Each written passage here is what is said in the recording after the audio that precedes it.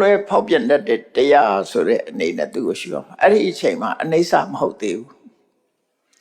နော်လက္ခဏာက2မျိုးရှိတယ်လို့မှတ်ထားအောင်ပထမအစကသဘာဝလက္ခဏာသဘာဝဆိုတာတဘာဝအုံနေချလို့ခေါ်တယ်သူ့ရဲ့ကိုယ်ပိုင်အမှတ်သားဘယ်တရားပဲဖြစ်ဖြစ်ကိုယ်ပိုင်အမှတ်သားလေးတွေရှိတယ်ကိုယ်ပိုင်အမှတ်သားလေးတွေအဲ့တော့ဝိပဿနာမရှိခင်တရားကိုတွေ့အောင်အာယုံကိုတွေ့အောင်ရှာတဲ့အခါကျတော့သဘာဝရှုထောင့်ကနေပဲရှာမယ်သဘာဝလက္ခဏာကပဲရှာမယ်နော်သဘာဝလက္ခဏာဆိုတာသူ့ရဲ့အများနဲ့မတူတဲ့သူ့ရဲ့ကိုယ်ပိုင်တိကျလက္ခဏာလေးတွေကိုဆိုလို့ဥပမာဆိုရင်ရုပ်ဆိုတဲ့အထက်မှာလည်းပဲပထဝီမှာကက္ခလတ္တလက္ခဏာပြောတယ်မာတယ်ခက်မာတယ်ဆိုတဲ့သဘာဝဟာပထဝီရဲ့လက္ခဏာအာဘောကြတော့အပ္ပနလက္ခဏာဖွဲ့စည်းတယ်ဆိုတဲ့သဘောတေဇောကြတော့ပူတယ်ရင်းချက်စေတယ်ဆိုတဲ့သဘောဝါယောကြတော့တွန်းကန်နဲ့လှုပ်ရှားတယ်ဆိုတဲ့သဘောဒါသူ့ရဲ့သဘောပဲအဲ့ဒီလိုတွေ့မှတရားကိုတွေ့တယ်လို့ပြောပါသဘာဝလက္ခဏာရှုတော့ကနေကြည့်ရ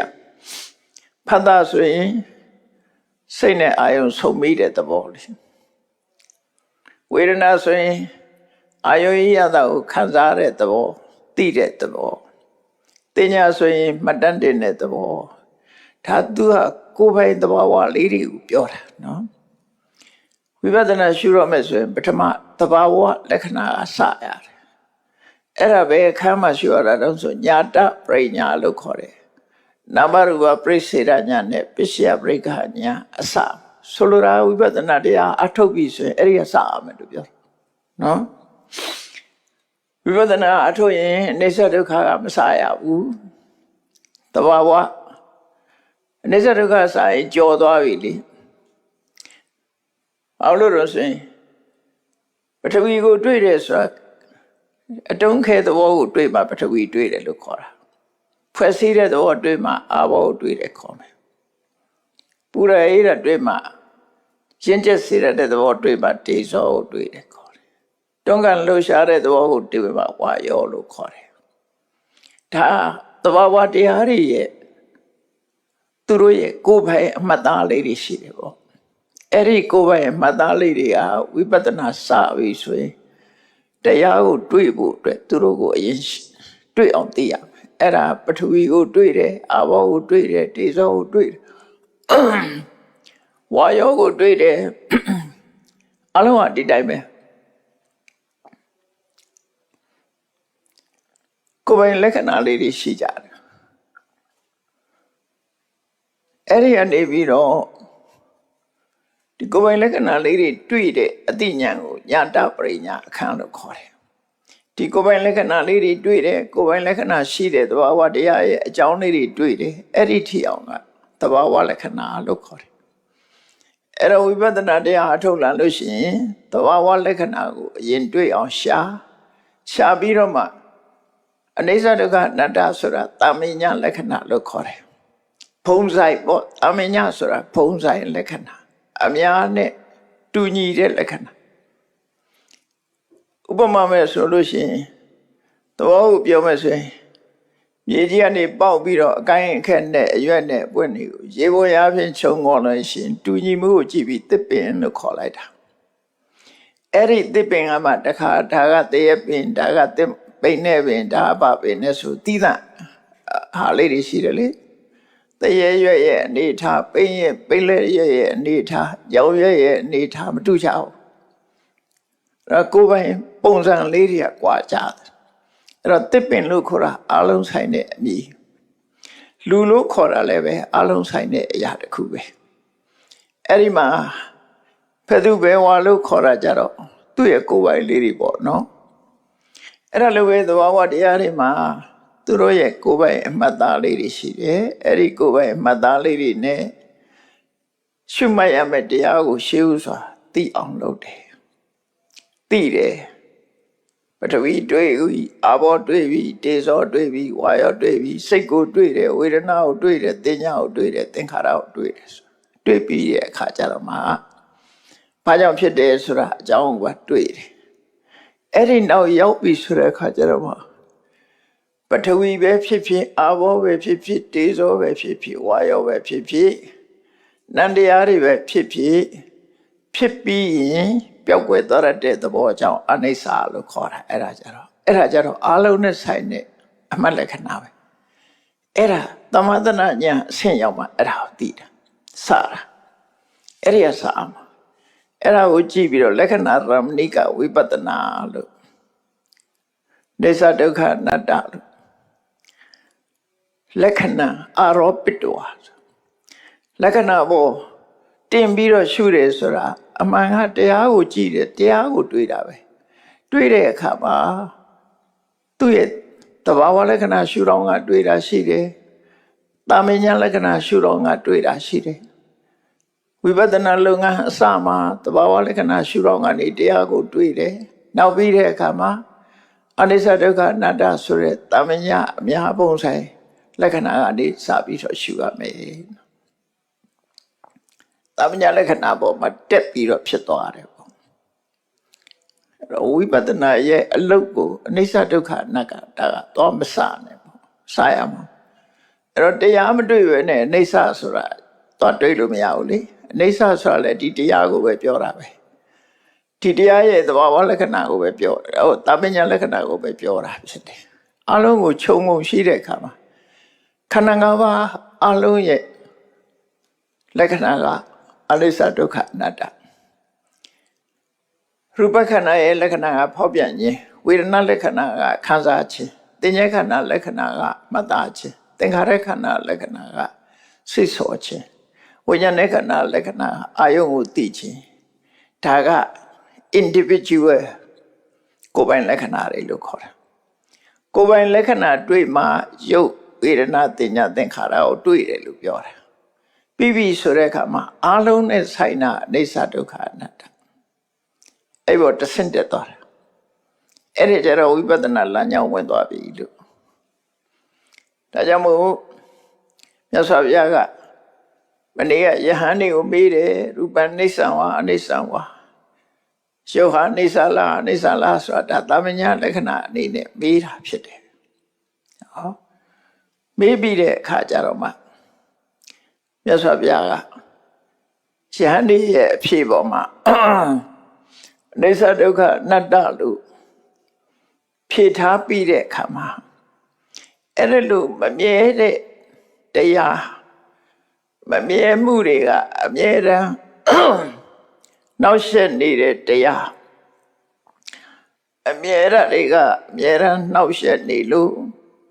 ကိုယ်လိုတိုင်းမဖြစ်တဲ့တရားကိုငါဟာလို့ရှုရင်သင့်တော်ပါမလားဒီလိုဆိုလို့တယ်မြဲမှမမြဲတာဘယ်လိုလုပ်ငါဟာဖြစ်ကိုယ်ဒုက္ခပေးနေတာဘယ်လိုလုပ်ငါဟာဖြစ်ကိုယ်လိုတိုင်းမဖြစ်ဘူးစမ်းကျင်မဲ့ဖြစ်နေတာဘယ်လိုလုပ်ပြီးတော့အတ္တဆိုတာဖြစ်မလဲတော့အနိစ္စဒုက္ခအနတ္တမြင်ပြီးတဲ့အခါမှာအဲ့ဒီတရားတွေပေါ်မှာဘယ်လိုသဘောကျလာတယ်လဲလို့ဆိုရင်နေတမမနေသောဟမတပိနမေသောအတ္တ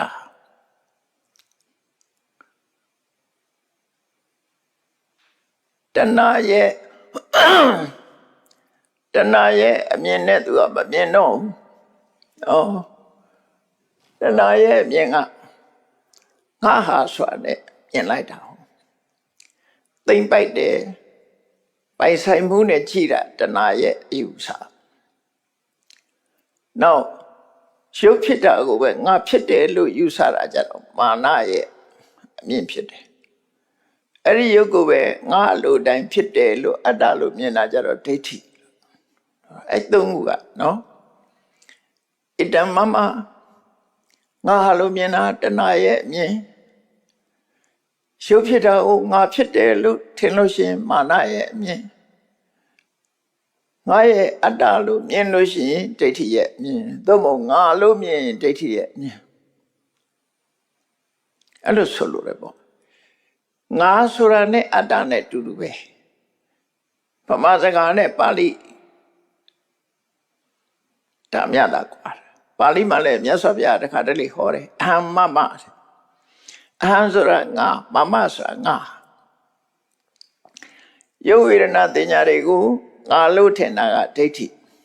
ငါလို့ထင်တာကတဏှာယုတ်ဝေဒနာတင်ညာသင်္ခါရတို့ရဲ့ဖြစ်မှုကိုငါဖြစ်တယ်လို့ထင်တာကြတော့မာနအဲ့တော့အေသောဟတ္တမိမှာအဟံကအဓိကမဟုတ်ဘူးအတ္တမိကအဓိကအတ္တမိကအဓိက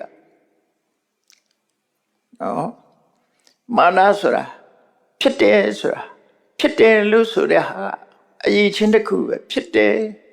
လုံနိုင်တယ်သွားနိုင်တယ်စားနိုင်တယ်ဆိုတာအရေးချင်းနဲ့ပတ်သက်ပြီးထင်တာမို့မာနတော့ကိုလုံနိုင်တာမဟုတ်ဘဲနဲ့သူ့သဘာဝတိုင်းသူဖြစ်တာကိုငါဖြစ်တယ်လို့ထင်တာကွာဒါအထင်မာနလို့ခေါ်တယ်ပေါ့နော်ထင်မာနလို့ထင်တယ်အဲ့ဒါကိုရှုဝေဒနာသင်္ညာသင်္ခါရတို့ရဲ့မမြဲတဲ့သဘောဆင်းရဲတဲ့သဘောကိုယ်မပိုင်တဲ့သဘောတွေကိုကြည့်မယ်လို့ဆိုလို့ရှိရင်ဝိပဿနာဉာဏ်နဲ့ရှုတဲ့အခါမှာမမြဲတဲ့အရာသည်နေတံမမဒါငါဟာလည်းမဟုတ်ဘူးရဲ့ဖြစ်မှုလည်းမဟုတ်ဘူးငါပိုင်ဆိုင်တဲ့အတ္တလည်းမဟုတ်ဘူးငါဆိုတဲ့အတ္တလည်းမဟုတ်ဘူးလို့အဲ့ဒီလိုမြင်ပြီဆိုလို့ရှိရင်ဒါဝိပဿနာဉာဏ်မြင်တယ်လို့ဒီလိုပြောတာဝိပဿနာဉာဏ်နဲ့မြင်လိုက်လို့ရှိရင်ဝိပဿနာဉာဏ်မြင်တဲ့အနိစ္စဒုက္ခအနတ္တမြင်လိုက်တာနဲ့တဏှာကိုညှင်းဆိုတယ်တဏှာအမြင်ကိုညှင်းဆိုလိုက်တယ်မာနအမြင်ကိုညှင်းဆိုလိုက်တယ်ဒိဋ္ဌိရဲ့အမြင်ကိုညှင်းဆိုလိုက်တယ်အဲ့ဒီညှင်းဆိုပြီးတော့ရှုမြင်သုံးသပ်နိုင်တဲ့ပညာကိုဝိပဿနာပညာလို့ခေါ်တာပဲနော်ဝိပဿနာပညာလို့ခေါ်တယ်အကယ်၍မြဲတဲ့ဟာကိုသို့မဟုတ်ချမ်းသာတဲ့ဟာကိုသို့မဟုတ်ကိုယ်လိုတိုင်းဖြစ်နေတဲ့အရာကိုငါဟာလို့ရှုတာတဘာဝကြသေးတယ်ငါဖြစ်တယ်လို့ဆိုရင်တဘာဝကြသေးတယ်ငါရဲ့အတ္တလို့ရှုဆိုင်ရင်တဘာဝကြသေးတယ်အခုကအမြဲလည်းမမြဲဘူးမမြဲသည့်မမြဲမှုတွေကနှိမ့်ဆက်ပြီးတော့နေတယ်ကိုယ်လိုတာလည်းမဖြစ်ဘူးအဲ့တော့ကိုယ်နဲ့ဘာမှပတ်သက်မှုမရှိတဲ့အရာကိုသွားပြီးတော့ငါဟာငါရဲ့ဖြစ်မှုငါရဲ့အတ္တလို့ဒီလိုသွားမြင်နေဆိုရင်ဒါမှားယွင်းတဲ့အယူဆအမြင်ဖြစ်တယ်ဆိုတာကိုရှင်းနေပြတဲ့သဘောပဲအဲ့တော့ဝိပဿနာရှုရမှာကတဏှာကိုညှင်းဆိုပြီးတော့ရှုရမယ်ရှုပ်ဟာရှုပ်တဘာဝများသာဖြစ်တယ်ငါဟာမဟုတ်ဘူးသူ့တဘာဝတိုင်းသူဖြစ်တာရုပ်ရဲ့ဖြစ်မှုသည်ရုပ်ရဲ့ဖြစ်မှုသာဖြစ်တယ်ငါဖြစ်မှုမဟုတ်ဘူးမာနကိုညှင်းဆိုရမယ်ရှုပ်ဟာငါဖြစ်ချင်နိုင်ဖြစ်တဲ့ငါရဲ့အတ္တသို့မဟုတ်ငါဆိုတာမဟုတ်ဘူးအနတ္တများသာဖြစ်တယ်လို့ညှင်းဆိုရမှာဖြစ်တယ်နမေသောအတ္တငါရဲ့အတ္တမဟုတ်ဘူးလို့အဲ့ဒီလိုညှင်းဆိုပြီးတော့မြင်တဲ့ပညာကိုဝိပဿနာပညာအဲ့ဒါနဲ့ပဲရှုမြင်သုံးသပ်ရမယ်လို့မြတ်စွာဘုရားဟောတာနော်အဲ့ဒါလို့ရှုဝေဒနာတင်ညာသင်္ခါရရှုဝေဒနာတင်ညာသင်္ခါရဝိညာဉ်တွေပေါ်မှာမှန်ကန်တဲ့အမြင်နဲ့ရှုမှတ်လာပြီဆိုလို့ရှိရင်ဘယ်လိုအကျိုးတွေရလဲငါမဟုတ်ဘူးလို့ရှုလာတယ်ငါမဟုတ်ဘူးလို့ရှုငါဖြစ်တာမဟုတ်ဘူးရုပ်ဖြစ်မှုသာဖြစ်တယ်ငါရဲ့အတ္တမဟုတ်ဘူးရုပ်တရားများသာဖြစ်တယ်လို့ဒီလိုမြင်လာလို့ရှိရင်ဘယ်လိုအကျိုးတွေဖြစ်လာသလဲဆိုတော့ဧဝံပတ္တံတုဒ္ဒဝါအရိယတာဝကောအဲ့လိုရှုမြင်တဲ့တရားဓမ္မကိုသိတဲ့အရိယတာဝကဟာရူပတမိပိနိဗ္ဗိန္ဒတိရုပ်ပေါ်မှာလည်းညီငွေ့လာတယ်ညီငွေ့တယ်ဆိုတာတွေ့တာမှုတာယာစရာရှာမတွေ့တာကိုပြောတာတာယာစရာကိုရှာမတွေ့ဘူး နိဗ္ဗာန်တတိတာယာမှုကိုရှာမတွေ့ဘူးဝေဒနာရပြီးနိဗ္ဗာန်တတိစိတ်ခံစားချက်ဒီပေါ်မှာလဲတာယာစရာရှာမတွေ့ဘူးနော်မမြဲဘူးဒုက္ခဖြစ်နေတယ်ကိုယ့်ရဲ့အတ္တမဟုတ်ဘူးဆိုတဲ့ဟာဒီပေါ်မှာငါဆိုတာလည်းမတွေ့တော့အဲ့ဒါအာရမှုကိုရှာမတွေ့ဘူးလို့ပြောတယ်အဲ့ပေါ်မှာစိတ်ပြက်လာတယ်ညှိငွေ့လာတယ်တင်ညာရပြီးနိဗ္ဗာန်တတိမသိတဲ့တင်ညာပေါ်မှာလည်းပဲညှိငွေ့လာတယ်သင်္ခါရိတုပိနိဗ္ဗာန်တတိသင်္ခါရတရားတွေပေါ်မှာလည်းပဲညှိငွေ့လာတယ်ဝိညာဏသမိပြီးနိဗ္ဗာန်တတိစိတ်ဆိုတဲ့သဘာဝတရားပေါ်မှာလည်းညှိငွေ့လာတယ်တာယာမှုတွေ့တာမှုတွေကင်းပြတ်လာတယ်လို့သူတို့ပြောတာနော်ညှိငွေ့လာတယ်ဆိုရှင်းတဲ့ဆရာမတွေ့တော့လူချင်းစရာလည်းမတွေ့တော့သဘာဝတရားတသက်မြတ်သာရှုမြင်ပြီးတော့အဲ့ဒီအနေအထားမျိုးကိုရောက်လာတယ်ဆိုအဲ့လိုညှိငွေ့လာတယ်ဆိုတဲ့ဟာကိုမြတ်စွာဘုရားကစကလုံးတစ်လုံးနဲ့ပြောတာနိဗ္ဗာန်တတိညှိငွေ့တယ်ဆိုတာဘာတွေကိုပြောတာတုံးဆိုဝိပဿနာဉာဏ်နဲ့ပြောမယ်ဆိုလို့ရှိရင်သူကဘယဉာဏ်အာဒီနဝဉာဏ်နိဗ္ဗိဒဉာဏ်မုံစိတုကမြတ္တဉာဏ်ပဋိသင်္ခာဉာဏ်သင်္ခါရုပ္ပခဉာဏ်အဲ့ဒီဉာဏ်၅မျိုးကိုခြုံပြောလိုက်တဲ့စကားပဲအဲ့ဒါနော်နိဗ္ဗိဒဉာဏ်တစ်ခုတည်းမဟုတ်ဘူးအလုံးကိုခြုံပြောလိုက်တယ်နောက်ဆုံးအမြင့်ဆုံးကတော့သင်္ခါရုပ္ပခဉာဏ်အဲ့သင်္ခါရုပ္ပခဉာဏ်တီအောင်ဝိပဿနာဉာဏ်ဆင့်ကရုပ်ပေါ်မှာမြင်တဲ့အမြင်တွေဟာတဖြည်းဖြည်းချင်းပြောင်းလဲလာတာပထမစမြင်တာကမမြဲဘူးလို့မြင်တယ်ဖြစ်တယ်ပြတ်တယ်ကိုမြင်တယ်ထို့နောက်အပြက်ကိုပဲမြင်တယ်အပြက်ကြီးပဲမြင်လို့ရှိရင်ပင်ကညာလို့ခေါ်တယ်အပြက်ထားတွေကြီးပဲမြင်လာတဲ့အခါကြောက်စရာကောင်းတယ်လို့ကြောက်ဖို့ကောင်းတယ်လို့ရှုတရားနံတရားတွေဟာကြောက်ဖို့ကောင်းတယ်အမြဲတမ်းပြက်နေတဲ့အရာကြီးပဲဆိုမြင်လာတာကြတော့ဘယညာအန္တရာယ်ရှိလိုက်တယ်ပြက်နေတဲ့အရာတစ်ခုဟာအန္တရာယ်ရှိနေကိုယ့်အတွက်ဒုက္ခပေးတဲ့အရာဖြစ်လို့အာဒီနဝညာစိတ်ပြည့်ညီငွေ့စရာဖြစ်လို့နိဗ္ဗိဒညာစိတ်ပြည့်ညီငွေ့လာပြီဆိုတဲ့အခါသူကမလို့ချင်တော့ဘူးလွတ်ချင်လာပြီလွတ်လိုက်ချင်ပြီလွတ်လိုက်ချင်ပြီလက်လွတ်ချင်ပြီသို့မဟုတ်လွတ်မြောက်ချင်ပြီမုတ်စိတ္တကမြတာလွတ်ဖို့နိလန်းရှာလာတဲ့ပဋိသင်္ခာညာနိလန်းရှာလာတဲ့အခါမှာလွတ်ရလွတ်ကြောင်းကိုပြန်ပြီးတော့ဆင်ញင်သုံးသပ်ပြီးတော့ရှုတရားနံတရားတွေရဲ့သဘာဝဟာဒီလိုပဲလို့သိတဲ့အခါမှာစေးလည်းရှုလာနိုင်တာကြတော့သင်္ခါရုပ္ပခဉာဏ်လို့ခေါ်တယ်အဲ့ဒီသင်္ခါရုပ္ပခဉာဏ်ထိအောင်ဒီကပြောလိုက်တာသင်္ခါရုပ္ပခဉာဏ်ဟာလည်းပဲအစနဲ့ရှင်းချက်မှုဆိုတာကွာသေးတယ်ပထမဆုံးစဖြစ်တဲ့သင်္ခါရုပ္ပခဉာဏ်ကအနုစာပေါ့သူကသင်္ခါရတွေပေါ်မှာချစ်ချင်းမုန်းခြင်းမရှိတော့သဘာဝတရားအဖြစ်ရှုမြင်သွားနိုင်တယ်အဲ့ဒီအနေတဖြည်းဖြည်းရင်းတန်လာတဲ့အခါကျတော့သင်္ခါရတရားတွေကထွက်ခွာဖို့နိဗ္ဗာန်ကိုအာရုံပြုနိုင်တဲ့စိတ်ဖြစ်ပေါ်ဖို့အတွက်နောက်ဆုံးသင်္ခါရုပ္ပကဉာဏ်ကိုဝဋ္ဌာဏခာမိနိဝိပဿနာလို့ခေါ်တယ်နော်ဝဋ္ဌာဏခာမိနိဝဋ္ဌာဏဆိုတာသင်္ခါရတွေကနေထွက်သွားတဲ့မက်ကိုပို့ပြီးတဲ့ဝိပဿနာဉာဏ်ဝဋ္ဌာဏခာမိနိဝဋ္ဌာဏဆိုတဲ့ message ရောက်အောင်ပို့ပြီးတဲ့ဝိပဿနာအဲ့တော့ message ဆိုတာအားထုတ်ရတာမဟုတ်ဘူးဝိပဿနာကပို့ပေးတာသူကအတိတ်မင်းပဲဝိပဿနာဉာဏ်ရလာလို့ရှင်အဲ့ဒီဝိပဿနာဉာဏ်ကသင်္ခါရတွေကလွန်မြောက်ပြီးတော့နိဗ္ဗာန်ကိုသိမြင်နိုင်တဲ့ message ထိအောင်သူကပို့ဆောင်ပေးလိုက်တယ်ဒီနေရာမှာဒီသုတ်တံမှာအဲ့ဒီ message ကိုပို့ဆောင်ပေးနိုင်တဲ့အဆင့်မြင့်ဆုံးဝိပဿနာဥဋ္ဌာဏဂါမိနိဝိပဿနာကိုပဲနိဗ္ဗိဒာဆိုတဲ့အမည်သုံးလိုက်တာနိဗ္ဗိဒံဝိရိစတိညီငွေပြီဆိုလို့ရှိရင်တွေ့တာမှုကင်းသွားတယ်ညီငွေတယ်ဆိုတာအဆင့်မြင့်ဆုံးသည်ဥဋ္ဌာဏဂါမိနိဝိပဿနာပဲ အဲ့တော့ဝဋ္ဌနာကာမိနိဝိပဿနာဆိုတာဘယ်ဟာခေါ်တာတော့ဆိုရင်သင်္ခါရုပ္ပခဉာဏ်မှာပဲသင်္ခါရုပ္ပခဉာဏ်ရဲ့အထွတ်ထိပ်ကိုယာတိခပတ္တသင်္ခါရုပ္ပခတာနုလောမဆိုတဲ့စကားရှိတယ်ပေါ့အထွတ်ထိပ်ရောက်သွားတယ်အဲ့ဒီအထွတ်ထိပ်ကိုရောက်သွားတဲ့သင်္ခါရုပ္ပခဉာဏ်ဝဋ္ဌနာကာမိနိလို့ခေါ်တယ်နေပိတာဒီမှာတခြားပါဠိတွေမှာတော့နေဗိန္ဒံဝိရိစတိလို့ရှိတယ်ဒီသုတ္တမှာတော့နေဖိတာဝိရိစတိနေဗိတာညီငွေသည်ဖြစ်၍ဝိရိစတိတတ်မဲ့ခြင်းကင်းသွားတယ်တပြည့်ကတော့နှစ်ခုတူတူကနေဗိန္ဒံညီငွေသည်ဖြစ်၍နေဖိတာညီငွေသည်ဟုတ်တော်ဟာဖြစ်၍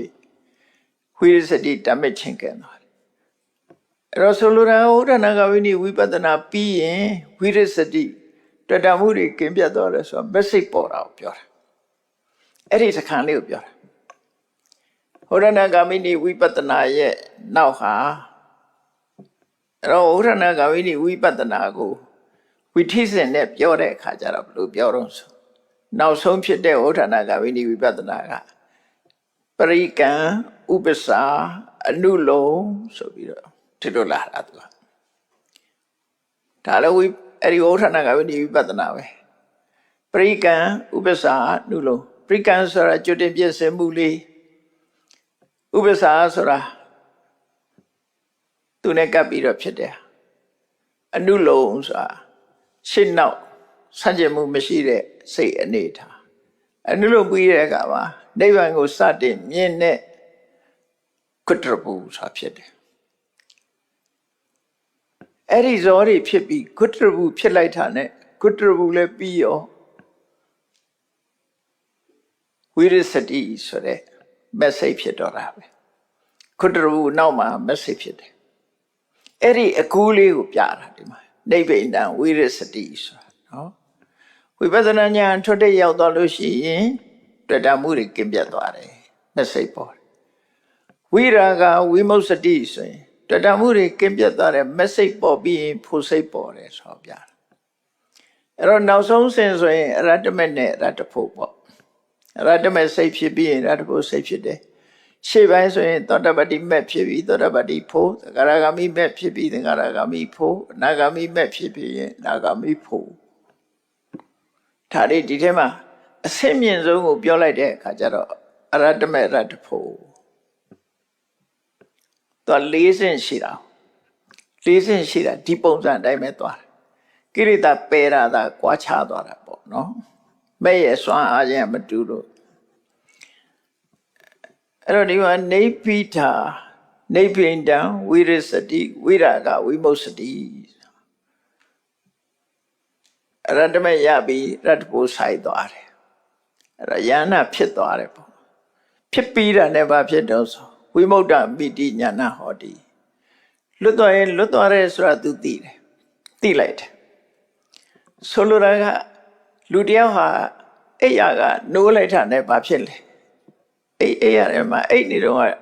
အိမ်မက်ရင်အဲ့ဒီအိမ်မက်ကိုပြန်တွေးမိတာပဲအဲ့ဒါလိုပဲသူ့ရဲ့ထူးခြားတဲ့အသည့်တစ်ခုဖြစ်ပြီးတဲ့အခါထူးခြားတဲ့အသည့်တစ်ခုဆုံးသွားတာနဲ့တပြိုင်နက်ဘာဖြစ်လဲကိုဘာတွေးမိတယ်ဆိုတာပြန်စဉ်းစားတာပဲအဲ့ဒါကိုပစ္စောခဏညာလို့ခေါ်တယ်ကိုမှဘာဖြစ်သွားတယ်ဆိုတာပြန်ဆင်ခြင်သုံးသပ်တာပေါ့နော်အဲ့ဒီပစ္စောခဏညာကဘက်ကိုဆင်ញင်တာရှိတယ်ဖို့ကိုဆင်ញင်တာရှိတယ်နိဗ္ဗာန်ကိုဆင်ញင်တာရှိတယ်အဲ့ဒီသုံးခုကမဖြစ်မနေဆင်ញင်တယ်ပယ်ရမယ်ပယ်ပြီးသားဖြစ်တဲ့ကိလေသာကိုဆင်ញင်တာဖြစ်တယ်မပယ်ရသေးတဲ့ကိလေသာကိုဆင်ញင်တာရှိတယ်ယန္နာကြတော့မပယ်ရသေးတဲ့ကိလေသာမရှိဘူးမဲ့ဆင်ញင်တာတဝိထိဖို့ဆင်ញင်တာတဝိထိနိဗ္ဗာန်ဆင်ញင်တာတဝိထိနော်ပယ်ပြီးသားကိလေသာတွေဆင်ញင်တာတဝိထိရတ္တမချာသတ္တပတိမဲ့သဂရဂမိမဲ့အနာဂမိမဲ့တို့ရဲ့နောက်မှာဖြစ်တဲ့သတ္တပတိဖို့သဂရဂမိဖို့အနာဂမိဖို့တို့ရဲ့နောက်မှာဖြစ်တဲ့ပစ္စောခဏဉာဏ်ကြတော့မဲ့ကိုဆင်ញင်တယ်ဖို့ကိုဆင်ញင်တယ်နိဗ္ဗာန်ကိုဆင်ញင်တယ်ပယ်ပြီးတဲ့ကိလေသာကိုဆင်ញင်တယ်မပယ်ရသေးတာကိုလည်းဆင်ញင်တယ်ငါးဝိထိငါးကိုဖြစ်တယ်ဆင်ញင်စရာအချက်၅ချက် သူတို့ဆိုလို့တယ်ပေါ့နော်အဲ့ဒီ၅ချက်ထဲမှာမဲ့ဖို့နိဗ္ဗာန်ဆိုတဲ့ဒီ၃ခုကတော့မဆင်ញင်နိုင်လို့မရှိဘူးကိုဖြတ်တန်းတဲ့ကိစ္စကိုသိပယ်ပြီးမပယ်ရသေးတယ်ဆိုတာကြတော့ဘောဓုတရှိမှသိနိုင်နော်ကျွတ်တင်ပြီးတော့သင်ထားတဲ့ပုဂ္ဂိုလ်မှသိတယ်ငါဘာပယ်လိုက်တယ်ဘာမပယ်ရသေးဘူးဆိုတာအဲ့ဒါကြတော့ပုဂ္ဂိုလ်တိုင်းမဆင်ញင်ဘူးတဲ့အဲ့နှစ်ခုကနော်ဘာလို့လဲဆို message ဖြစ်သွားတာဒါသိလိုက်တာဖို့စိတ်ဖြစ်သွားတာသိတာအဲ့ဒီ message ကဘာတွေကိုရှင်းထုတ်လိုက်တယ်ဆိုတာမသိသေးဘူးမသိဘူးသိတာက message ဖြစ်တာသိတယ်ဖို့စိတ်ဖြစ်လိုက်တာသိတယ်နိဗ္ဗာန်ကိုအောင်ပြုလိုက်တာသိတယ်ဒီသုံးခုကတော့တေချာပေါက်ကိုသိနော်တေချာပေါက်သိတယ်ဘယ်ကိလေသာတွေတော့ပါသွားပြီဘယ်ကိလေသာတွေကြံသေးတယ်ဆိုတာကြမသိဘူးလူတိုင်းမသိဘူးအသိဉာဏ်ထက်တဲ့ပုဂ္ဂိုလ်ဆိုရင်တော့သိမယ်ပေါ့ဒီလိုတော့กว่าတယ်အဲ့ဒါလေးကိုဒီမှာအတူလေးတင်ပြတာဝိမု tta သမိဝိမု tta မိတိညာနာဟောတိအဲ့တော့လွတ်မြောက်သွားပြီဆိုရင်လွတ်မြောက်တယ်လို့အသိစိတ်ဖြစ်လာပါတယ်တဲ့ဒါကဒီယန္နာဖြစ်သွားပြီရတ္တမေရတ္တဖို့ရသွားပြီဆိုတာကိုအဆင့်ကိုပြလိုက်တာဟုတ်ပြီယန္နာဖြစ်သွားပြီဆိုတော့ဘယ်လိုအနေထားရှိတော့မြတ်စွာဘုရားကဒီဝိပဿနာကနေတက်သွားတဲ့ယန္နာအဆင့်အမြင့်ဆုံးပုဂ္ဂိုလ်ဖြစ်သွားလို့ရှိရင်ဘယ်လိုခေါ်တော့ဆိုအယံဝဇ္ဇတိဘိက္ခုဥက္ခိတပလိခောနိဗ္ဗာန်ကိုမတွေ့နိုင်အောင်ဒီတကားရွက်ကိုဂလန့်ထိုးပြီးတော့ပိတ်ထားတယ်ဘယ်သူကပိတ်ထားတာတော့ဆိုအဝိဇ္ဇာပိတ်တာဂလန့်ကြီးချထားတယ်ပေါ့နော်ပလိကဆိုတာဂလန့်မယ်မင်းတို့ကြီးလို့လဲဟိုမင်းတို့လို့လဲခေါ်တယ်တကားကြီးလို့လဲခေါ်တယ်သူကတကားကိုပိတ်ပြီးတော့ဂလန့်ချပေးထားတာနော်တကားကိုပိတ်ထားတယ်ယဟန္တာပုဂ္ဂိုလ်ဖြစ်လို့ရှိရင်အဲ့ဒီတကားကိုပိတ်ထားတဲ့ဂလန့်ကြီးပဲခေါ်မင်းတို့ပဲခေါ်တကားကြီးပဲခေါ်အဲ့ဒါကြီးဖယ်ပလိုက်ပြီတကားပွင့်သွားပြီလို့ဆိုလို့တယ်နော်တကားကိုကန့်လန့်ဖြတ်ပြီးပိတ်ထားတဲ့အရာတခုဖယ်နှုတ်လိုက်တယ်ဒါဖြင့်နိဗ္ဗာန်တကားကိုဘယ်သူကပိတ်ထားတာတုံးဆိုအဝိဇ္ဇာဟာရှေ့ဆက်သွားလို့မရအောင်တကားပိတ်ပြီးတော့ဂလန့်ချထားတာ ਨੇ တူတယ်ပေါ့အဲ့ဒီဂလန့်ကိုတော့ယဟန္တာဖြစ်ရင်ဖြုတ်နိုင်ပြီလို့ပြောတာဖြုတ်လိုက်ပြီလို့ပြောတာအဲ့ဒါကိုပါဠိစာပေကြတော့ဥက္ခိတပလိခောယဟန္တာပုဂ္ဂိုလ်ကိုဥက္ခိတပလိခောတကားချီမင်းတို့သို့မဟုတ်ဂလန့်ကြီးကိုဖြုတ်ပြီးသူဆိုတဲ့အဓိပ္ပာယ်ရတယ်အဝိဇ္ဇာတိဟုသောဂလန့်ကြီးကိုဖြုတ်လိုက်ပြီတကားမှာအပိတ်ဆို့မရှိတော့ဘူးဖွင့်နေတိုင်းဖွင့်လို့ရသွားပြီနိဗ္ဗာန်ကိုဖွင့်လို့ရသွားပြီဖွင့်ပြီးဖြစ်သွားပြီလို့ပြောတယ်နောက်တစ်ခုကျတော့ပါဟောတံကိဏပရိခောတံကိဏပရိခောဆိုတံကိဏဆိုတာဖြည့်ဆည်းပြီးတဲ့ပရိခောပတ်လေကာယံထားတဲ့အရာဖြည့်ဆည်းပြလိုက်ပြီအဲ့ဒါဘာကိုပြောတာတုံးဆိုခုနကတကားကြည့်မင်းတို့ဆိုတာအဝိဇ္ဇာကိုပြောတာနော်အဝိဇ္ဇာကိုဖယ်လိုက်တာကိုတကားကြည့်မင်းတို့ကလန့်ကိုဖြုတ်လိုက်တာတန်ကိဏပရိခောဆိုတာဘာကိုပြောတာမျိုးတွေဘာတွေတီးတဲ့အခါမှာဒီပတ်လေကျုံဆိုတာခံထားရတယ်အဲ့ဒီကျုံပတ်လေထားတယ်လို့ပဲတန်တရားဆိုတာတဘဝပြီးတဘဝလဲနေတာဘယ်သူကလဲစေတာတော့ဆိုကံတရားကလဲစေတာအဲ့တော့ဒီမှာတန်ကိဏပရိခောလဲပတ်နေတဲ့အရာကိုဖြတ်ပလိုက်ပြီတန်ကိဏဆိုတာဖြတ်စိတ်ပြလိုက်ပြီဒါယာနိယဆက်ကြီးနဲ့လဲပတ်နေတယ်အဲ့ဒါကိုမြတ်စွာဘုရားဟောတာတော့ပောနုပဝိကောဇာတိတန္တရောပဟိနောလို့မြတ်စွာဘုရားဟောတယ်အဲ့တော့ဒီနေရာမှာပရိခောဆိုတာဘယ်သူကိုပြောတာတော့ဆိုရင်ဘဝသစ်ကိုဖန်တီးပေးတဲ့ကံတရားလို့ဒီလိုဆိုလို့တယ်ဒီမှာတဏှာကိုပြောတာမဟုတ်ဘူးဒီကြတော့ဇာတိတန္တာရဖြစ်ထားရဲ့လက်ပတ်ထားကိုဆောင်ကျင်းနေတာကံတရားပဲဖြစ်တယ်ဟိုဘဝပို့လိုက်ဒီဘဝပို့လိုက်ဟိုဟာဖြစ်လိုက်ဒါဖြစ်လိုက်နေ အကျိုးတရားတွေကိုဆက်လက်ပြီးတော့ထုတ်တယ်အဲ့တော့ဘဝတွေကိုဖြစ်စေတတ်ပြီးတော့လဲပတ်ပြီးတော့ဖြစ်စေတတ်တဲ့ဇာတိတန်တရာလို့ဆိုတဲ့ကမ္မပိသင်္ခါရပြုပြင်ပေးနေတတ်တဲ့ကံတရားကိုဖယ်ရှားလိုက်တယ်ဥခိတပရိယောကအဝိဇ္ဇမင်းတုတ်ကိုဖယ်လိုက်တာသံကိဏပရိခောဆိုတာလဲပတ်နေတဲ့ကံတရားကိုဖယ်ရှားလိုက်တာလို့ပြောလိုက်တာအဲ့တော့ယဟန္တာဖြစ်ရင်အဝိဇ္ဇလည်းပျောက်သွားပြီကံတွေအလုံးလည်းဖယ်ရှားလိုက်တယ်ဆိုတဲ့အဓိပ္ပာယ်ပဲတန်တရားထဲမှာအချိန်ကြီးဖြစ်စေနိုင်တဲ့ကံကိုဖယ်ရှားလိုက်ပြီနောက်တစ်ခုကတော့အဘုံလေတိကောတဲ့အဘုံလာဆိုတာနှုတ်ပလိုက်တာဧတိကဆိုတာတကားတိုင်းမျိုးတွေမှာဒီဆင်းနေနဲ့ကော်ပြီးတော့မထုတ်နိုင်တော့အောင်တကားတိုင်းလှုပ်တဲ့အခါမှာအနဲ့ကြီးတွေလှုပ်ရတယ်အနှုံးဖို့ဆင်းကကျုံလိုက်ရင်တကားလွင့်သွားတာရှေ့တော့ဒီဆင်းနဲ့ဖွင့်တာတွေမြို့ထဲဝင်ဖို့ကြတော့ဆင်းနဲ့တိုက်ဖွင့်တာဟုတ်အဲ့ဒါကိုခံနိုင်အောင်တိုင်ဆိုင်တဲ့အခါမှာအနဲ့ကြီးဆိုင်ရတယ်ဆင်းဘလောက်အောင်းနေနေဒီတိုင်ကကျွတ်မတော့အဲ့ဒါကိုဧတိကလို့ခေါ်တယ်ဧတိကဆိုရဲအနဲ့ကြီးဆိုင်ထားတဲ့မြို့တကားတိုင်ကြီးအဲ့ဒီမြို့တကားတိုင်ကြီးဆိုတာဘယ်သူတုံးဆိုဆွဲဆွဲမြဲမြဲဖြစ်နေတာတန်တရားမှာတဏှာဟာမြစ်တာတွေ့ဆုံးပဲဒါကြောင့်မို့တဏှာကိုဖယ်လိုက်တာကိုတကားတိုင်ကြီးကိုနှုတ်ပလိုက်ပြီလို့ပြောတာတဏှာဆိုတဲ့တကားတိုင်ကြီးကခိုင်ခိုင်မာမာကြီးအမြင့်တွယ်နေတယ်အဲ့ဒီတကားတိုင်ကြီးကိုနှုတ်ပလိုက်ပြီယာနာဖြစ်နိရကလောတဲ့နိရကလောဆိုတာနိအက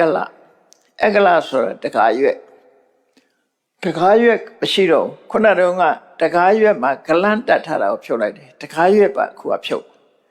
တကားရွက်မရှိတော့ဘူးဆိုတော့တကားရွက်ကဘယ်သူ့ကိုပြောတာတော့ဆိုတန်ရောစဉ်အထက်တန်ရောစဉ်5မျိုးထက်တန်ရောစဉ်5မျိုးကဘာတော့ဆိုရင်နော်ဘဝရာဂဥဒိစ္စဘဝရာဂဥဒိစ္စမာနနော်အဝိဇ္ဇာဘဝရူပရာဂအရူပရာဂလေတဏှာကိုနှစ်မျိုးခွဲလိုက်တာရူပရာဂအရူပရာဂမာနအဝိဇ္ဇာနော်ဥဒိစ္စရူပရာဂအရူပရာဂဥဒိစ္စမာနအဝိဇ္ဇာအဲ့ဒီ၅ခုကိုရတ္တမနဲ့မှာပယ်တာဖြစ်တယ်အဲ့ဒါကိုဩဒ္ဓံပါကယတန်ရောစဉ်5ပါးလို့ခေါ်တယ်အထက်ပိုင်းအထက်ကိုဆွဲတင်တဲ့တန်ရောစဉ်5ပါးရူပရာဂရူပဘုံ၌တွေ့တာသို့မဟုတ်ရူပဆံကိုတွေ့တာအရူပရာဂအရူပဘုံကိုအရူပဆံကိုတွေ့တာဥဒိစ္စစိတ်မတည်ငြိမ်တာမာနအထင်ရောက်တာအဝိဇ္ဇာအမှန်မသိတာအဲ့ဒီ၅ခုကိုဒီနေရာမှာအက္ခလလို့ပြောတာတကားရွက်ကြီးပဲအဲ့ဒီတကားရွက်ကြီးကိုလည်းဖယ်ပလိုက်တယ်ဩရမဂေဥဒ္ဓံဘာဂေယတန်ရောစဉ်5ပါးဆိုတဲ့တကားရွက်ကြီးကိုလည်းဖယ်ပလိုက်တယ်အဲ့ဒီနာမည်တွေနဲ့ယဟန္တာကိုမြတ်စွာဘုရားသတ်မှတ်တယ်နောက်အရိယောပဏ္ဏတသောပဏ္ဏဘာရောဝိတံယုတ်တော်အရိယောဆိုတာမြင့်မြတ်သွားပြီမြင့်ဆုံးဖြစ်သွားပြီပဏ္ဏတသောဆိုတာအလံကိုဖြုတ်ပလိုက်ပြီဒါနဲ့မြို့တစ်မြို့အထိပ်ပဲမြို့ဟောတာရှမ်းသူရဲ့မြို့ဝင်ရောက်တိုက်တဲ့အခါမှာသူတို့လွှင့်ထားတဲ့အလံဖြုတ်ချပလိုက်အဲ့တော့သူတို့ကာယံထားတဲ့ကျုံးကိုလည်းဖြစ်လိုက်တယ်တကားကိုလည်းဖြစ်လိုက်တယ်မင်းတို့ကိုလည်းဖြစ်လိုက်တယ်တကားရွက်တွေဖြုတ်ပဲပလိုက်တယ်နော်အလုံးတကားရွက်တွေအကုန်ဖြုတ်ပလိုက်တယ်ဆိုတော့မြို့ဟာလဟန်လင်းကြီးဖြစ်သွားတယ်မြို့တကားအကုန်ပွင့်သွားတဲ့အခါမှာသူတို့ရဲ့အထိတ်မှစိုက်ထားတဲ့အလံကိုနှုတ်ပစ်ကိုယ်လံတင်မဲ့ပေါ့နော်ကိုသိမ့်ပိုက်လိုက်ပြီဆိုတာကိုပြချင်လို့အဲ့ဒါကိုပဏ္ဏတသောအလံကိုချလိုက်ပြီမြန်မာပြည်လွတ်လပ်ရေးရတော့ကလည်းဗြိတိရှ်အလံကိုချပြီးဗမာအလံတင်တာပဲလေအဲ့ဒီစကားပဲပဏ္ဏတသောဆိုတာအလံချတာရှမ်းသူရဲ့အလံကိုချပလိုက်ပြီးကိုယ်အလံကိုတင်လိုက်တယ်ဆိုရှမ်းသူရဲ့အလံကိုချလိုက်ဒီနေရာမှာအလံဆိုတာမာနကိုပြောတာမာနကိုဖယ်လိုက်ပြီလို့ပြောတယ်ပဏ္ဏဘာရောတဲ့ ဝန်တော့အမိုးကြီးတွေကိုလည်းချပလိုက်ပြီဝန်တော့အမိုးတွေကရဟန္တာဖြစ်သွားလို့ရှိရင်ဘာဝန်တော့တွေချတာတော့ဆိုကိလေသာဆိုတဲ့ဝန်တော့လည်းချပလိုက်တယ်ခန္ဓာဆိုတဲ့ဝန်တော့ကိုလည်းချပစ်တယ်ဟောကိလေသာခန္ဓာနော်ကံဆိုတဲ့ဝန်တော့ကိုလည်းချတယ်ကာမဂုဏ်ဆိုတဲ့ဝန်တော့ကိုလည်းချပလိုက်ပြီအဲ့ဒီဝန်တော့တွေအလုံးကိုဖယ်ရှားပလိုက်ပြီနော်အဲ့ဒါကိုပဏ္ဏဘာရချထားလိုက်ပြီဝန်တော့တွေဝိတန်ယုတ်တော့တဲ့လောကကြီးနဲ့မပတ်သက်တော့ဘူးလို့ဆိုလို့တယ်ပေါ့နော်အာယုန်တွေနဲ့ပတ်သက်ပြီးတွေ့တာမှုတွေမရှိတော့ဘူးအဲ့ဒါဘာကိုရည်ညွှန်းတာတော့ဆိုအတ္တမိမာနောဘာနော်မာနကိုပယ်တဲ့အကြောင်းပြောအဲ့တော့ယဟန္တာပုဂ္ဂိုလ်ကိုသေယုတ်ဖို့တဲ့အခါမှာဒီနာကမြတ်စွာဘုရားခေါ်လိုက်တဲ့နာမည်တွေကယဟန္တာပုဂ္ဂိုလ်သည်မင်းတို့ကိုဖယ်ထားလို့ဥက္ခိတပလိကအဝိဇ္ဇာဆိုတဲ့မင်းတို့ကိုဖြုတ်ပစ်လို့ဥက္ခိတပလိကကျုံးနဲ့အလားတရတူတဲ့တမလွန်ဘဝကိုလှက်ပတ်ပြီးတော့ဖန်ဆင်းပေးနေတဲ့ကံတရားကိုဖယ်လိုက်သည့်အတွက်ကြောင့်ဖြစ်စီပြီးတဲ့ကျုံးရှိတယ်။နောက်တဏှာကိုဖယ်ရှားပြီးသည့်ဖြစ်တဲ့အတွက်ကြောင့်ခိုင်မာစွာစိုက်ထားတဲ့တကားတိုင်းကြီးကိုနှုတ်လိုက်ပြီ။နောက်ဥဒ္ဒပါကိယသံဃာစဉ်၅ပါးကိုဖယ်တာဖြစ်သောကြောင့်တကားရွက်ဟူသည်မြဖြုတ်ပယ်ပလိုက်ပြီ။မာမနာကိုချလိုက်တာဖြစ်သောကြောင့်ပဏ္ဏတသောယန္တုရဲ့အလံကိုချပလိုက်ပြီ။ဒီနာမည်တွေနဲ့မြတ်စွာဘုရားယဟန္တာပုဂ္ဂိုလ်ကိုခေါ်လိုက်တာဖြစ်တယ်ပေါ့နော်။အဲ့ဒီလိုအဆင့်ရောက်သွားပြီဆိုလို့ရှိရင်ဧဝံဝိမု ക്ത စိတ်တံဘိက္ခုအဲ့ဒီအနေထားမျိုးရောက်တာအဝိဇ္ဇာလည်းမရှိတော့ဘူးကံတရားတွေလည်းကုန်ပြီတဏှာလည်းဖယ်လိုက်ပြီဉာဏ်နဲ့ကိလေသာတွေလည်းဖယ်လိုက်ပြီမာနဆိုတာလည်းမရှိတော့ဘူးဆိုကိလေသာတွေအလုံးကုန်သွားပြီဆိုတော့အလုံးကိလေသာတွေကလုံးဝလွတ်သွားတဲ့စိတ်ရှိတဲ့ယဟန္တာပုဂ္ဂိုလ်ကိုတဲ့တရားမင်းအပါဝင်နတ်တွေတို့ပြမာတွေတို့မနတ်အပါဝင်နတ်တွေတို့ဒီပုဂ္ဂိုလ်ဘာကိုအာယုံပြုတ်နေတယ်ဆိုတာလိုက်ရှာလို့မရတော့ဘူး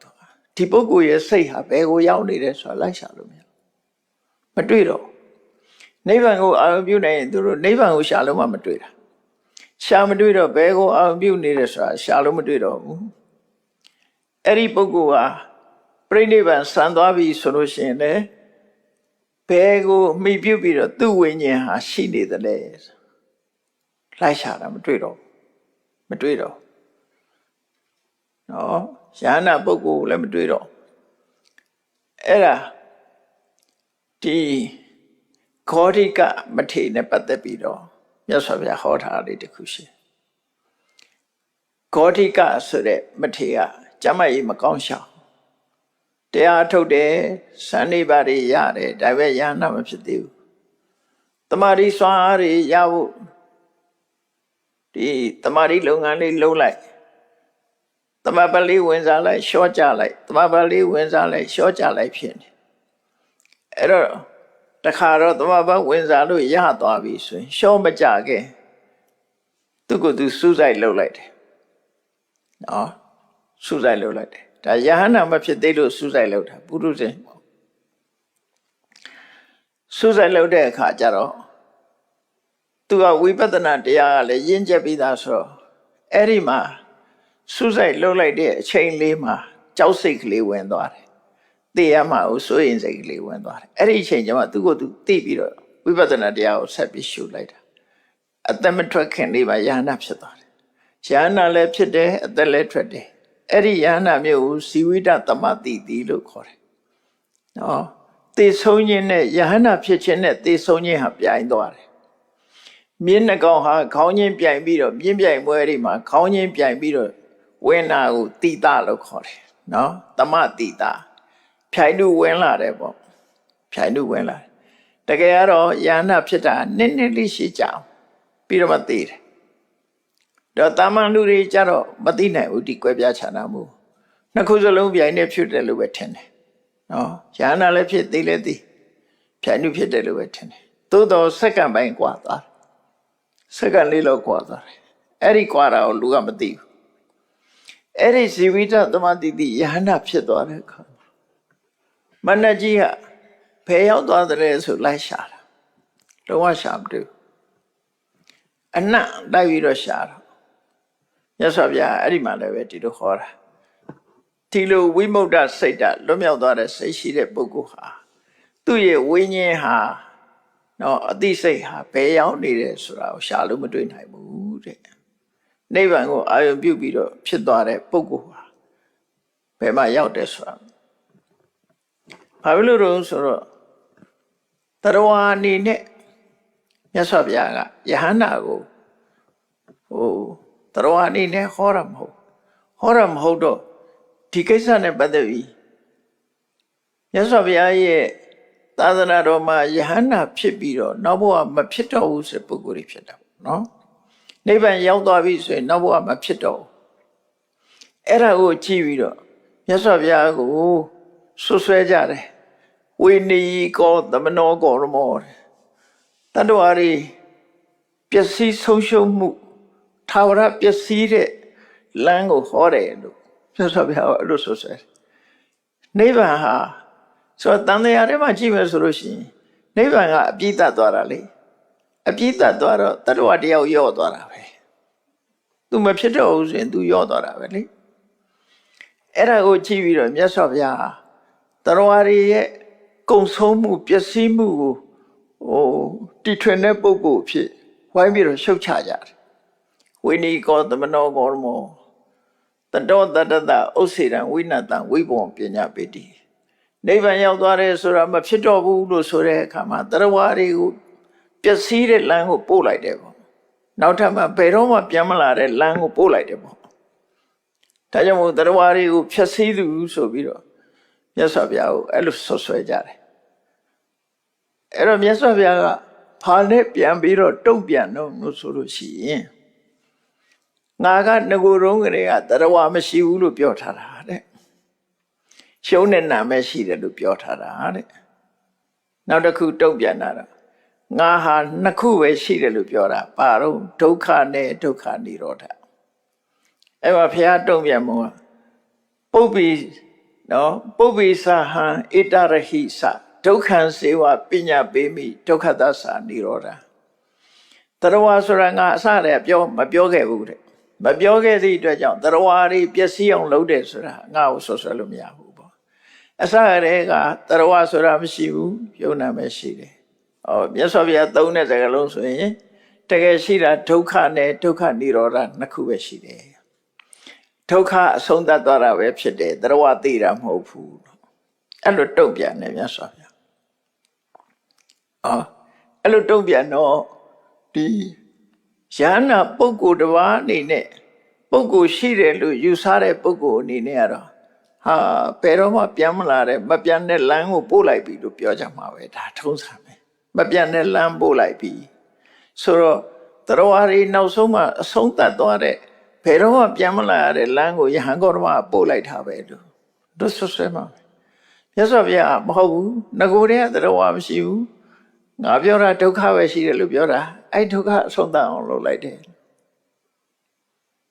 နားလည်ဖို့တော့ခက်ကောင်းခက်လိမ့်မယ်တရားနော်ဒါကြောင့်မို့မြတ်စွာဘုရားတုံ့ပြန်တာငါစကြတဲ့ပြောခဲ့တဲ့အရင်တော့ကရောအခုရောဒုက္ခသာအရှိဒုက္ခនិရောဓသာအရှိတွယ်စကြာဟောတော့ကလည်းပဲဒုက္ခនិရောဓဒုက္ခသမုဒယဒုက္ခនិရောဓကပဋိပတိသစ္စာလေးပါပဲဟောတာလေအဲ့တော့တန်တရားမှာတကယ်ရှိနေတာဒုက္ခနဲ့ဒုက္ခនិရောဓပဲရှိတာနော်ဒုက္ခရှိနေတာဒုက္ခရှိနေခြင်းရဲ့အကြောင်းကြတော့သမုဒယလို့ခေါ်တာလေဒုက္ခនិရောဓဆိုတာရှိနေတယ်သူ့ရဲ့ရှိခြင်းအကြောင်းကမဂ္ဂသစ္စာဆိုပြီးဟောတာအဲ့တော့အကျိုးကိုပြောမယ်ဆိုရင်ဒုက္ခနဲ့ဒုက္ခនិရောဓနှစ်ခုပဲရှိပဲဒုက္ခဆိုတာရှိတယ်ဒုက္ခនិရောဓဆိုတာရှိတယ်အခုငါကတရားဟောပြီးတရားကျင့်ပြီးတော့ဒီပုဂ္ဂိုလ်ဟာဘယ်ရောက်သွားတာတော့ပုဂ္ဂိုလ်ဆိုတာငါမပြောဘူးသူဟာဒုက္ခချုပ်ဆုံးသွားတယ်လို့ပဲပြောတယ်ဖြစ်နေတာကဒုက္ခချုပ်ဆုံးသွားတာဒုက္ခនិရောဓအဲ့တော့ငါ့ကိုတရားဝါတွေရဲ့မပြန်လန်းကိုပို့တယ်လို့ငါ့ကိုပြောစရာအကြောင်းမရှိဘူးတဲ့ဘာလို့လဲဆိုတရားဝါဆိုတာစရတဲ့ရှိကုန်မရှိဘူးငါအတိမမပြုဘူးလို့ပြောတာအဲ့လိုတုံ့ပြန်တယ်မြတ်စွာဘုရားနော် အဲ့ဒီအနေပတ်သက်ပြီးတော့မြတ်စွာဘုရားရှဟန်တွေကိုစိတ်နေသဘောထားရှင်းချက်ဖို့အတွက်ဘာဟောတော့ဆိုဒီလိုမြတ်စွာဘုရားက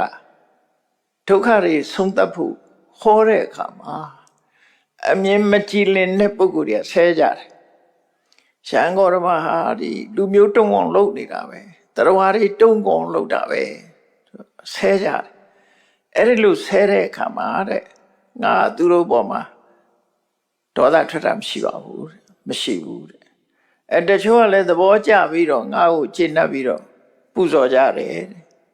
ကျင့်တတ်ကြတယ်ဆိုအဲ့ဒီလိုပူဇော်ကြသည့်အတွက်ကြောင့်လဲငါမှကျင့်တတ်ဝမ်းသာတာဆိုတာမရှိဘူးတဲ့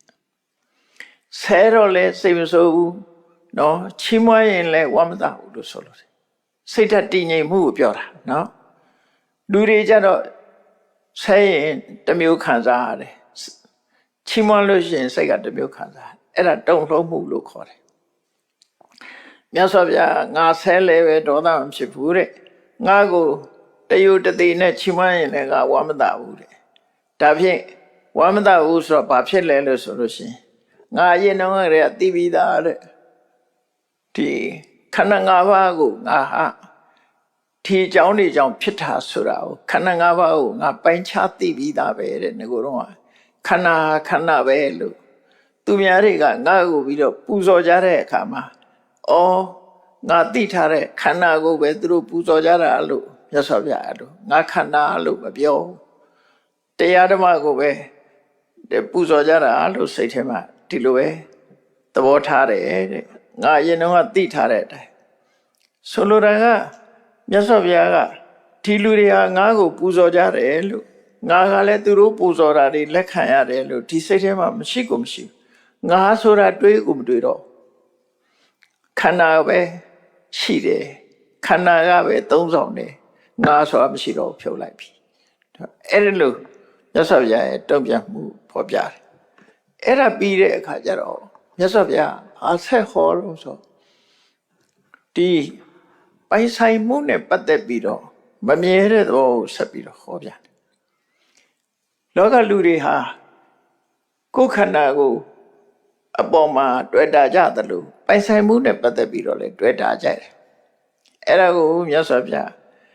ယန္နတုံမကံတံပစေထတံဝောပိနံဟိတယဒုက္ခယဓိကရတံဟိတယဒုက္ခယဝိသတိမင်းတို့အပိုင်မဟုတ်တဲ့ခန္ဓာ၅ပါးကိုစွန့်လိုက်ကြအဲ့ဒီစွန့်ခြင်းဟာမင်းတို့အတွက်ချမ်းသာဒုက္ခရဖို့ဖြစ်တယ်အဲ့တော့ကိုယ်ဟာမှမဟုတ်တာစွန့်ထားလိုက်ကြလက်လွတ်ထားလိုက်ကြအဲ့တော့စွန့်ဆိုတာရုပ်ခန္ဓာကြီးကိုစွန့်ပြရမှာလားလို့ဆိုအဲ့ဒါပြောတာမဟုတ်တွေ့တာမနေနဲ့လို့ပြောတာတဏှာကိုစွန့်ခိုင်းတာပေါ့တဏှာကိုစွန့်ခိုင်းလိုက်တာရှုပ်ဝေဒနာသင်ညာသင်္ခါရဝိညာဉ်ဆိုတဲ့ဘဝပေါ်မှာတွဲမနေနဲ့တဲ့ကိုယ်ဟာမောသိတဲ့ကြောင့်လွတ်ထားလိုက်ကြဆိုပြီးတော့မင်းတို့ပိုင်ဆိုင်တဲ့အရာမဟုတ်ဘူးဆိုတာဘာကိုပြောတာတော့ရုပ်ဝေဒနာသင်ညာသင်္ခါရကိုပြောတာတဲ့ဆိုပြီးတော့ဥပမာပေးတယ်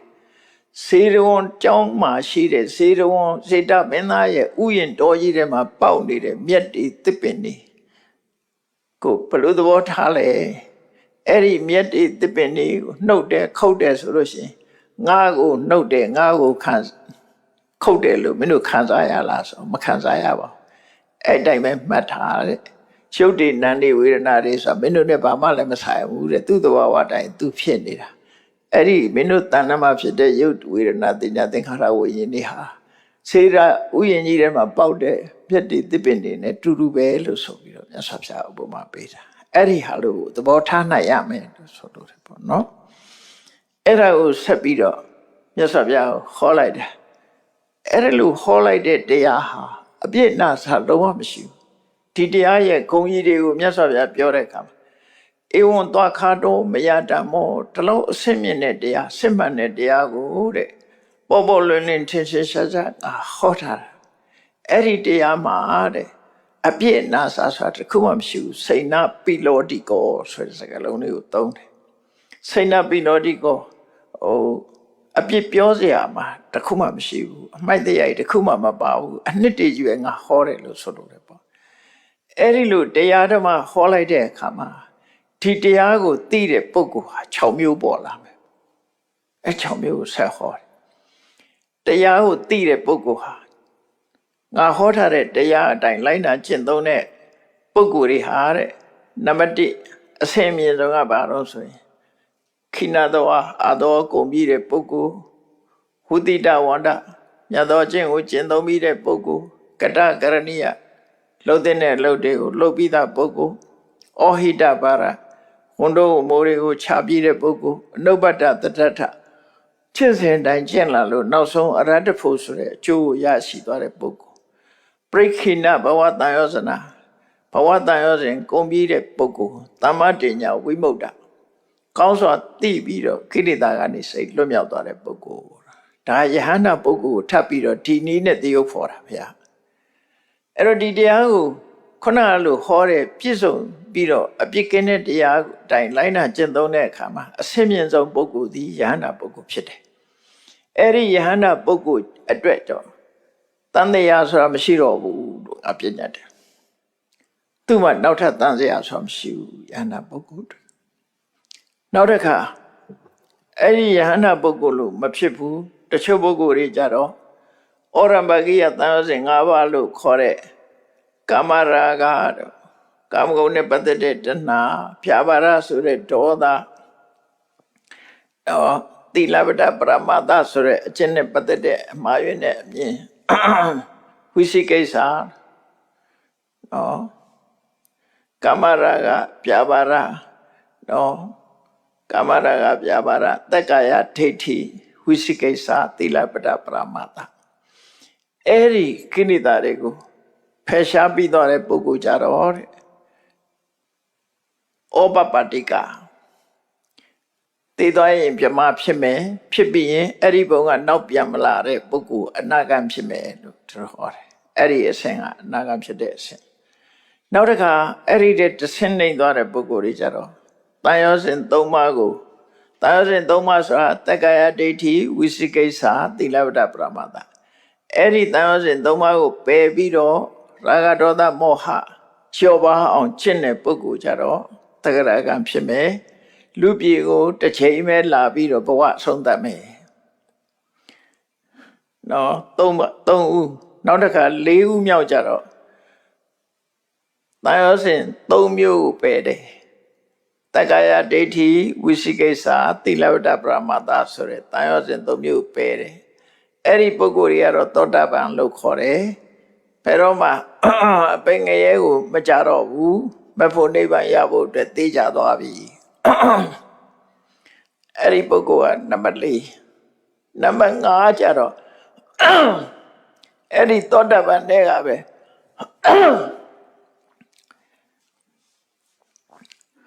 ဓမ္မနုတာရိနဲ့တတ္တနုတာရိအဲ့ဒီနံပါတ်5မှာ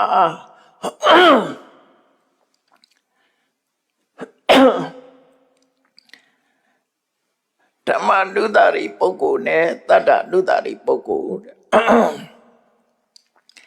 ဓမ္မနုတာရိပုဂ္ဂိုလ်ဆိုတာသောတာပန်ဖြစ်ဖို့ကျင့်တဲ့အခါမှာပညာကအဓိကဖြစ်အသိပညာကဥဆောင်နေပြီးတော့အသိပညာကနေပြီးတော့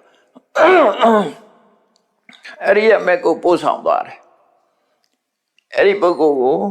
ဓမ္မနုတာရိလို့ခေါ်တယ်ဒီနေရာမှာဓမ္မအနုတာရဓမ္မဆိုတာပညာကိုပဲပြောတာဒီနေရာမှာရိုးရိုးတရားကိုပြောတာမဟုတ်ဘူးဓမ္မအရာပညာသောတာပန်ဖြစ်ဖို့ကျင့်တဲ့အခါမှာပညာကဥဆောင်တယ်နော်ဝိပဿနာပညာကနေဥဆောင်ပြီးတော့အဲ့ဒီပညာရဲ့ဥဆောင်မှုနဲ့သောတာပတိမက်ကိုရပါတယ်သောတာပတိမက်ကိုရပြီးတော့ဖို့ရတဲ့အခါကျတော့အဲ့ဒီပုဂ္ဂိုလ်မျိုးကိုဒိဋ္ဌိပတ္တပုဂ္ဂိုလ်လို့ခေါ်တယ်ဓမ္မနုတာရိပုဂ္ဂိုလ်ကသောတာပန်ဖြစ်သွားရင်ဒိဋ္ဌိပတ္တဓမ္မနုတာရိဆိုတဲ့အခါကျတော့မက္ကထံပုဂ္ဂိုလ်ပဲကောက်ရတယ်သောတာပတိမက္ကထံပဲနော်မစိတ်အခဏလေးပဲအခိုက်အတန့်လေးတင်ခေါ်ထားတဲ့နာမည်ဒါဓမ္မနုတာရိဆိုအဲ့တော့ဓမ္မနုတာရိရဲ့အဓိပ္ပာယ်ကညာနာနုတာရိလို့မှတ်ထားမှာ အသိဉာဏ်ကဥဆောင်သွားတယ်သောတာပန်ဖြစ်ဖို့တဲ့နောက်တစ်ခါတတ္ထနုတာရီဆိုရှုံချမှုကဥဆောင်သွားတဲ့ပုဂ္ဂိုလ်အဲ့ဒီပုဂ္ဂိုလ်ကျတော့သောတာပန်ဖြစ်အောင်ကျင့်တဲ့အခါလေးပါတရားကဥဆောင်သွားတယ်သူကရှုံချမှုကဥဆောင်သွားပြီးတော့သောတာပတ္တိမဲ့ကြသွားတယ်ဖို့ရောက်သွားတဲ့အခါကျတော့သူ့ကိုတတ္ထဝိမု ക്ത ပုဂ္ဂိုလ်လို့တရားနဲ့ပဲလွတ်မြောက်သွားတဲ့ပုဂ္ဂိုလ်လို့ဒီလိုခေါ်တယ်မတူအဲ့ဒီအဓိပ္ပာယ်တွေကိုလည်းမှန်အောင်နားလည်ဖို့လိုတယ်ပေါ့တတ္တအနုတ္တရိတချို့ကြတော့တတ္တအနုတ္တရိဆိုတာတရားတရားလေးရှိတာနဲ့ပဲသောတာပန်ဖြစ်တယ်လို့ပြောတာမဟုတ်အဲ့လိုပြောတာမဟုတ်ဘူးနော်တရားကဥဆောင်သွားတယ်ဥဆောင်တယ်လို့ပြောတာတရားတရားရှိုံပြောတာမဟုတ်ဘူးဒီဝိပဿနာဉာဏ်ကိုတရားနဲ့ဥဆောင်သွားတယ်လို့ဆိုလိုတယ်ပေါ့ဉာဏ်နဲ့ဉာဏ်နဲ့အကုန်ပါတာပဲတရားဥဆောင်သွားတယ်ဓမ္မနုတ္တရိကျတော့အသိဉာဏ်ကဥဆောင်သွားတယ်ဒါမဖြစ်တဲ့အခိုက်ကလေးကိုရည်ညွှန်းပြီးတော့ပြောတဲ့စကားဖို့ရောက်သွားတဲ့အခါကျတော့အဲ့လိုဆိုလိုတာပေါ့ပညာဥဆောင်သွားတဲ့ပုဂ္ဂိုလ်ကြတော့သောတာပန်ဖြစ်ရင်ဒိဋ္ဌိပတ္တသောတာပန်လို့ခေါ်တယ်တတ္တနုတ္တရိနဲ့ဖြစ်ပြီးတော့မဲ့ကျသွားတဲ့ပုဂ္ဂိုလ်ကတတ္တနုတ္တရိလို့ခေါ်တော့လည်းပဲဖို့ရောက်သွားတဲ့အခါတတ္တဝိမု ക്ത သောတာပန်လို့ခေါ်တယ်သောတာပန်ဖြစ်တော့သောတာပန်အဲ့ဒီဒါနံပါတ်5မှာဖော်ပြတဲ့ဒီမြတ်စွာဘုရားဟောထားတဲ့တရားတော်မှာကျင့်ကြံကြုတ်ကိုအထုတ်လို့ဒီအဆင့်ရောက်သွားတဲ့ပုဂ္ဂိုလ်တဲ့နောက်ဆုံးနံပါတ်6ကျတော့မြတ်စွာဘုရားပါဟောတော့ရေတံမယိတတ္တမတ္တံပေမမတ္တံသဗ္ဗေတိတက္ကပရာယနာအေးဘယ်သူပဲဖြစ်ဖြစ်ငါပေါ်မှာယုံကြည်မှုလေးမျက်နှိုးမှုလေးချစ်ခင်မျက်နှိုးမှုလေးကြည်ညိုလေးစားမှုလေးငါပေါ်မှာရှိတယ်ဆိုရင်အလုံးဟာကောင်းရတဲ့ဂတိဘုံရောက်ကြမယ်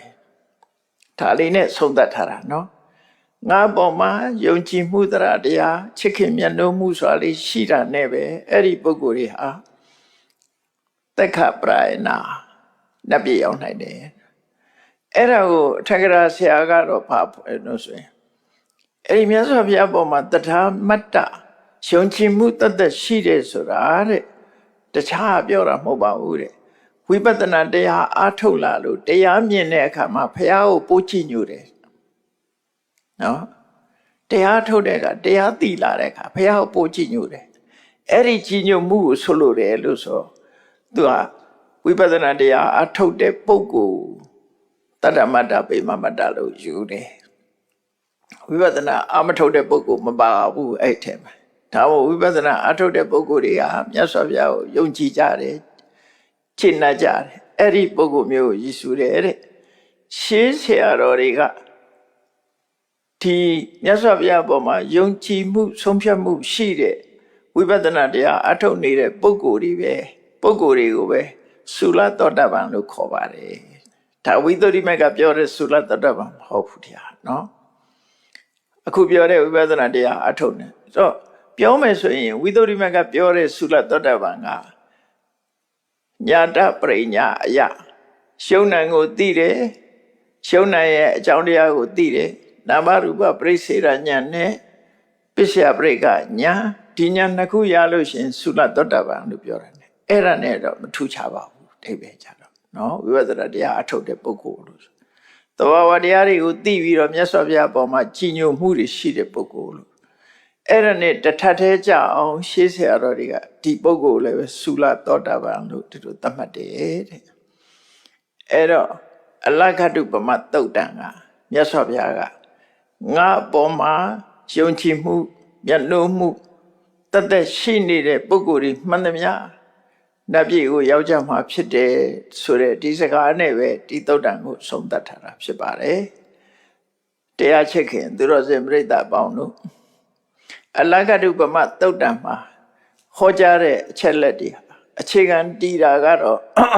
လွဲမှားတဲ့အယူဆတရားထိုလွဲမှားတဲ့အယူဆတရားဟာ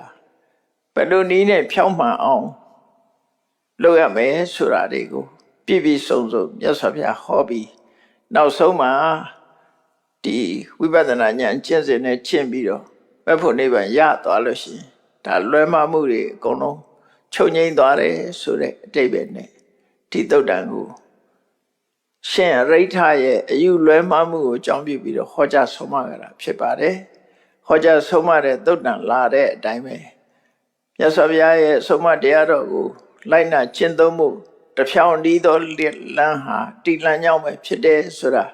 သိရှိနားလည်ပြီးကိုယ်တိုင်ကြိုးစားအားထုတ်နိုင်ကြပါစေကုန်သတည်း